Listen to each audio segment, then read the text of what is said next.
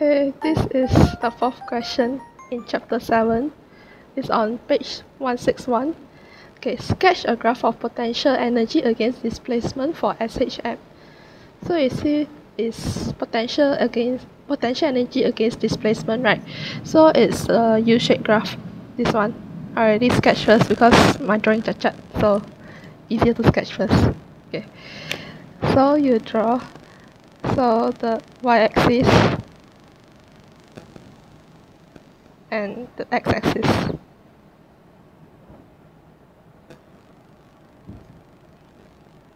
So you see it's potential energy against displacement. That means your potential energy is your y-axis.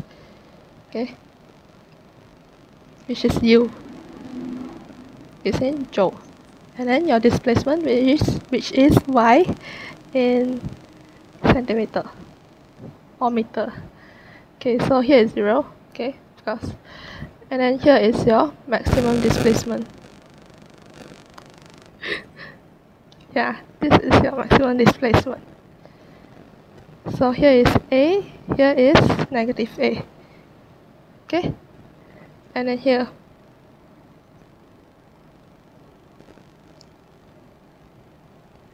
At this point, you'll have maximum potential energy, which is 1 over 2 mw square A square.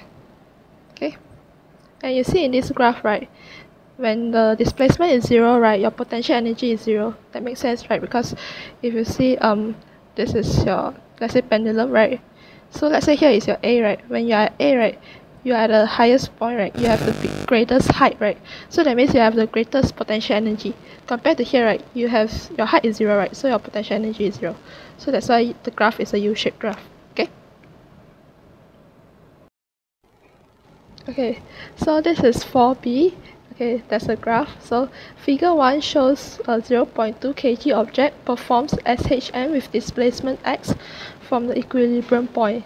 So as you can see here, we given this, you can see y, cm, and then time. So it's a displacement against time graph. Okay, so you can see we given one cycle or one oscillation.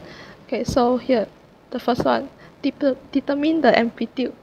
So determine the amplitude very easy. Just see the maximum point and the minimum point. So here. So your amplitude is 8. And then you put 0.0. And then this is what? This is cm, right? So it's cm. Okay? Okay, so the second one is calculate the angular velocity. So in this chapter, right, your angular velocity is w. So w, the formula is equal to 2 pi over t. T is your period. Okay, so 2 pi over t. What is your t? What is your period? So for one oscillation, one circle, right, one cycle, right, it took like 0.8 second, right? So your period is 0.8. Okay, yeah, this, and then after that you press calculator. So you'll get 2.5 pi. And then the unit, your unit is radian second negative 1, correct? Because this one is radian and this one is second. So radian second negative 1. Okay? Okay, hello, this is the third part. Third part is calculate the total energy of the system. So they want the total energy, right? So you can just refer to the formula sheet. Where is it? It's here. E equal 1 over 2 m w square A square. So you just substitute in the values. Okay, very easy. E equal to 1 over 2 m w square A square. Okay, so 1 over 2, your m. Your m is actually given, it's here, 0.2 kg. Sorry, 0.2 kg. So 0.2 is in kg, nothing to change, okay?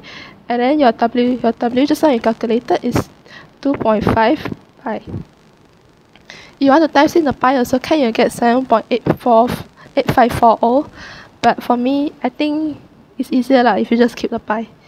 Square, don't forget the square, and then your amplitude. Your amplitude is, just now you calculated, is 8 cm, right? But it's in cm, so you must times negative 10 to the power of -2, convert to meter, then square it. Okay, then you press your calculator.